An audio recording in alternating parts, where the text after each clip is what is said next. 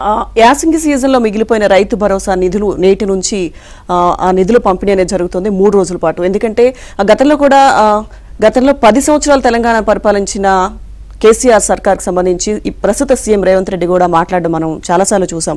ఏదైతే ఖజానా ఖాళీ చేసేశారు, అప్పుల పాలు చేశారు, రాష్ట్రాన్ని మిగులు బడ్జెట్ ఉన్న రాష్ట్రాన్ని అప్పుల పాలు చేశారు. సో కాబట్టి మేము అధికారంలోకి వచ్చిన తర్వాత ఆ నెపాన్ని మా మీద నెట్టాలని చూస్తున్నారు. కొంత పథకాల అమలుకు కొంతమేర జాప్యం జరగడానికి కారణం గత ప్రభుత్వం చేసిన తప్పిదాలని చాలాసార్లు చెప్పిన సందర్భాలు చూస్తున్నాం. సో ఇప్పుడు ఏదైతే ఖజానాలో అందుబాటులో ఉన్న నిధుల ప్రకారం చూసుకొని వాటిని బట్టి ఏదైతే రైతు భరోసా నిధులు పంపిణీ చేయాలని చెప్పి సీఎం రేవంత్ ఆదేశించడం జరిగింది. ఇవాళ నుంచి 3 రోజుల పాటు ఆ పంపిణీ జరగనుంది.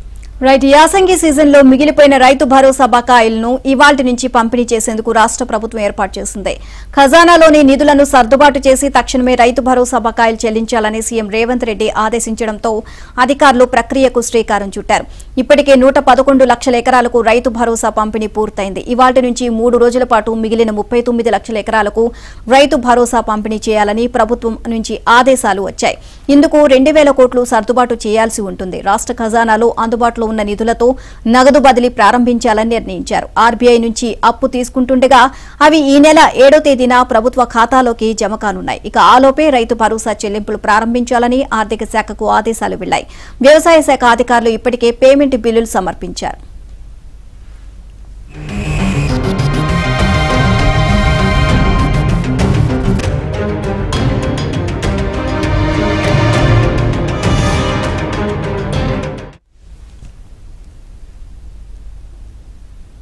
గతంలో మాదిరిగానే తక్కువ విస్తీర్ణం ఉన్న రైతుల వివరాలు ముందుగా, ఎక్కువ విస్తీర్ణం ఉన్న రైతుల వివరాలు తర్వాత వచ్చేలా సాఫ్ట్వేర్ సిస్టమ్ రూపొందించారు. ఇప్పుడు అదే తరహాలో చెల్లింపులు చేరున్నారు. ఇక రైతు భరోసాను 5 ఎకరాల వరకే పరిమితి చేస్తారని ప్రచారం జరిగింది. కానీ రాష్ట్ర ప్రభుత్వం అలాంటి నిర్ణయం ఏమీ తీసుకోలేదు. ఇదే అంశానికి సంబంధించిన పూర్తి అప్డేట్స్ మా ప్రతినిధి రాజేష్ అడిగి తెలుసుకుందాం. రాజేష్,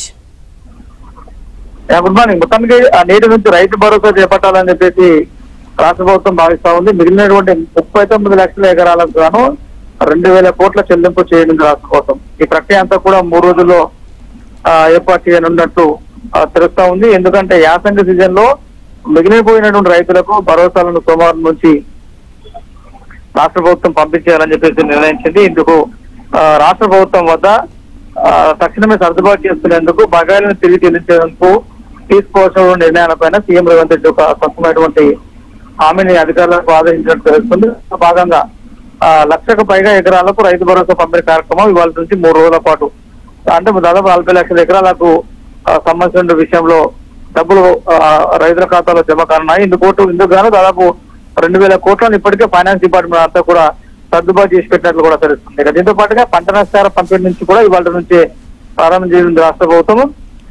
రాష్ట్ర వ్యాప్తంగా 15,000 పైగా ఎకరాల్లో పంట నష్టం జరిగింది కాబట్టి ఎకరానికి 10,000 చొప్పున దాదాపు 15 కోట్లకు పైగా రాష్ట్ర ప్రభుత్వం చెల్లించనుంది. ఈ సంబంధించిన విషయంలో కూడా ఫైనాన్స్ డిపార్ట్మెంట్ కొన్ని అప్రూవల్స్ కూడా రాష్ట్ర ప్రభుత్వం నుంచి తీసుకుంది. సో ఓవరాల్ గా ఈ రోజు నుంచి ఒకవైపు రైతు భరోసా, ఇంకోవైపు రైతులకు సంబంధించిన విషయంలో అది ఇస్తున్నటువంటి ఈ ఏదైతే నష్టపరిహారం ఉందో నష్టపరిహారము at the same time Rythu Bharosa, ఈ 2 కార్యక్రమాలన్నీ కూడా ఈ రోజు నుంచే దాదాపు 3 రోజుల పాటు ప్రారంభం కానున్నాయి.